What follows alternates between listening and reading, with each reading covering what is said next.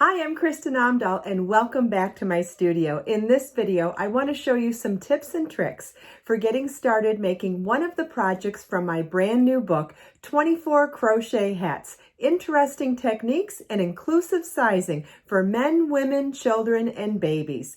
Let's get started. This is the Reese Candy Striped Hat. This is an incredibly simple hat worked only in double crochet. The interesting starburst crown and vertically striped walls are created by carrying two different colored yarns throughout the project.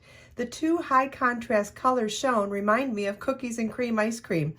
Combine any two colors to reflect your favorite sweets. You will need number 4 worsted weight yarn in two different colors. This hat is shown in my Be So Bold yarn, which is a cotton and bamboo blended yarn that's number 4 worsted weight, and these are colors Chocolate Truffles and Enchanted Jasmine. You will need a G6 4mm or H8 5mm crochet hook, or whichever size needed to obtain the gauge. Please notice in this pattern that it comes in 6 sizes, and those are divided into 2 different sets of gauge. 3 of the sizes are based on gauge with a smaller hook, and 3 of the sizes are based on gauge with a larger hook. So once you do a gauge swatch, you'll be able to determine which size hat you can make with whatever gauge that you have achieved.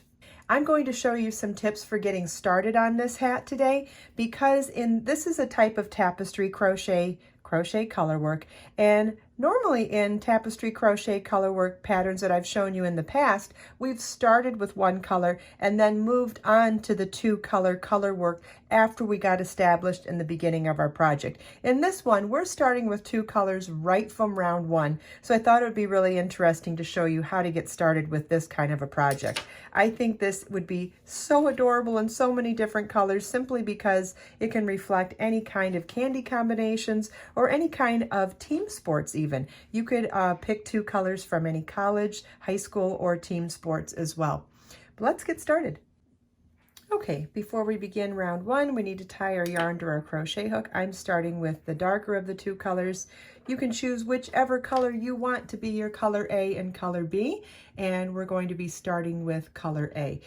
Color A is my Chocolate Truffles. So we're starting with a chain 5 to start our ring, and slip stitch to the 5th chain from your hook to form a ring. Now, if we were only working in one color, the first stitch on round 1 is a chain 3, but because we are changing color after every stitch, we need to do the last step of each stitch in the next color. So even on a chain 3, that would mean doing the last step of the chain 3 is that 3rd chain. We're going to do that 3rd chain in our 2nd color so that we are ready to work the next stitch in color A. And look at how cool that is. It actually gives you the 3 loops of the chain 3 in the correct color, but it has the working loop now ready for the next stitch. So round 1 says chain 3 in color A, then 1 double crochet in color B. Double crochet is yarn over your hook, insert your hook in the ring, yarn over, pull up a loop, yarn over, pull through 2. And then we're going to finish this stitch with yarn over, pull through 2, but we're changing color already. So you want to drop color B, pick up color A to finish that stitch. And now we have finished the double crochet in color B, and we now have our working loop ready to start the next stitch in color A. So now this is where the beginning of the repeat starts. The repeat is 1 double crochet in color A and 1 double crochet in color B 7 times in the ring. So it's double crochet in color A. Notice how I'm working over the tails and over the other color when we're not in use. You want to always be working over whichever color you're not using so that it's not showing up on the back side of your work, and it's carrying along so that it's in the right position for the next time we use it.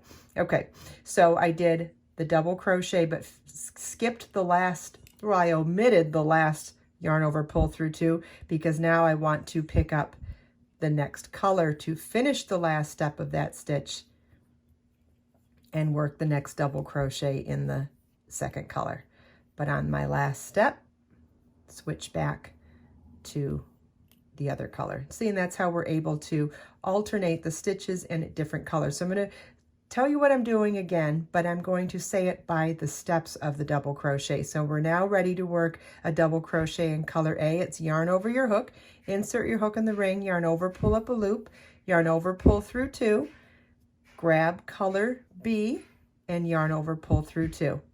Now in color B, yarn over, insert your hook in the ring, yarn over, pull up a loop, yarn over, pull through 2, change to color A, and yarn over, pull through 2. Isn't that amazing? So as you're working now, even going from one stitch to the next, you can see it's just simply following the same rules about changing color. We're just doing it more frequently than if we were doing a different repeat of stitches in each color. And I'll show you what that looks like on the finished hat here.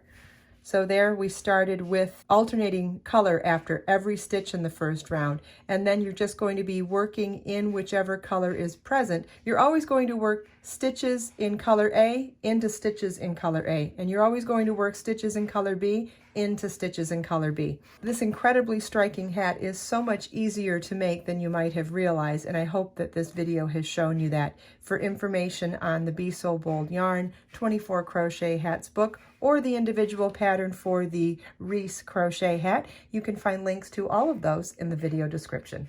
I hope you enjoyed this video. If you have any questions at all, please leave them for me in the comments. And everything we talked about today is linked in the video description below. Let us make time to create, share, and inspire today and every day. I'll see you in the next video.